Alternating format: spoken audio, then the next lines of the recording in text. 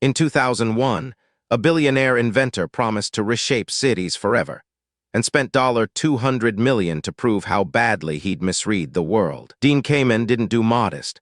The guy had invented the insulin pump, the water purification system, and spent his life in a mansion shaped like a castle. So when he started hinting at a secret project in the late 90s, the tech world went feral. Journalists compared it to the printing press. Steve Jobs said it would be as significant as the personal computer. No one had seen it yet. That's how you know something's about to go sideways. The hype machine was deliberate. Kamen's team leaked just enough, a mysterious two-wheeled device, self-balancing, somehow revolutionary. The media filled in the blanks. Some outlets speculated it would end car culture. Others said it'd replace walking. One analyst called it the most important invention since the wheel. I've seen crime scenes with less speculation. And that's the first red flag right there. December 3rd, 2001. The Segway finally goes public. What everyone sees is a standing platform with two wheels, a handlebar, and gyroscopic sensors. It balanced itself. You leaned forward, it moved forward. Leaned back, it stopped. Genuinely clever engineering. But here's the thing, it wasn't what anyone expected. And the world's reaction was immediate, brutal, and honest. The jokes started before the press conference ended. Saturday Night Live was already writing sketches. Late-night hosts called it a golf cart for lazy people. The internet, still young and vicious, demolished it in forums and early blogs. But here's what kills me, the engineering wasn't the problem. The problem was the gap between what Kamen promised and what he delivered. That gap was the size of a city. See, Kamen had positioned the Segway as a transportation revolution. He'd built it to replace cars in urban environments. That was the pitch. The reality? It was slower than walking, cost $5,000, roughly $8,500 in today's money, and looked ridiculous in public. You couldn't navigate stairs. Rain made it hazardous. And the image problem was catastrophic.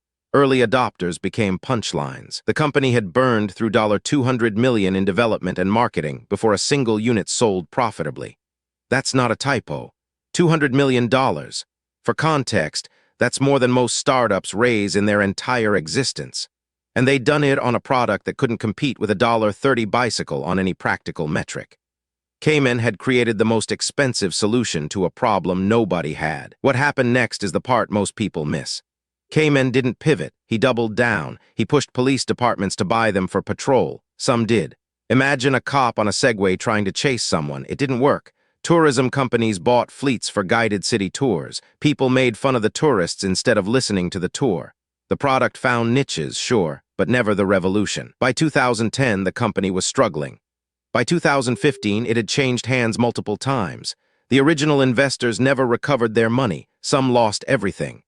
The tech world moved on to the next promised revolution: self-driving cars, drones, cryptocurrency. Each one came with the same pattern: visionary founder, unlimited hype, gap between promise and reality. The Segway was just the practice round. Here's what kills me about the Segway story. The engineering was solid. The gyroscopes worked. The balance system was genuinely innovative. But Kamen made a fundamental error that you see in every failed startup. He fell in love with his invention instead of understanding his customer. He built what was technically brilliant. He didn't build what people actually needed. The second mistake was the hype itself. When you let journalists and analysts fill in the blanks about your product, they'll imagine something better than what you've built. Every time. And when reality arrives, it's not just disappointing, it's humiliating. Kamen didn't just fail to change transportation. He set a new standard for overpromising in tech. So why does the Segway matter now? Because the pattern never changed. We saw it with Theranos, promised blood testing, delivered fraud.